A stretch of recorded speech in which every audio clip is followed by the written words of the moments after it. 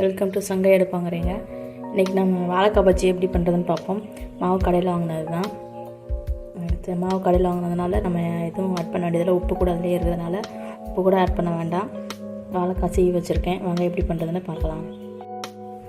இப்போ மாவில் தேவையான அளவு தண்ணி ஊற்றிக்கலாம் ஃப்ரெண்ட்ஸ்.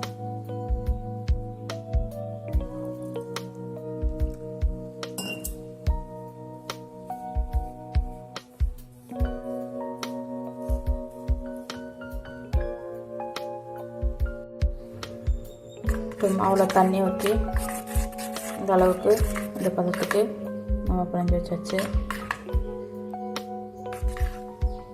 இந்த அளவுக்கு இருந்தால் தான் வாழைக்காயில் மாவு ஒட்டும். இல்லைன்னா வெறும் வாழைக்காய் வந்து ஃப்ரெண்ட்ஸ் பிடிச்சி எடுக்கிற மாதிரி இருக்கும். ஸோ மாவு இந்த அளவுக்காவது கட்டித்தன்மை இருக்கணும்.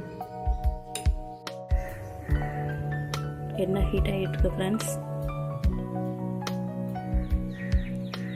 வாழைக்காயை போட்டு எடுத்துடலாம்.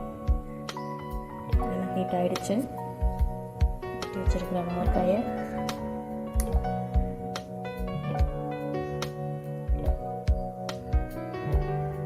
எடுத்து அப்படி போட்டு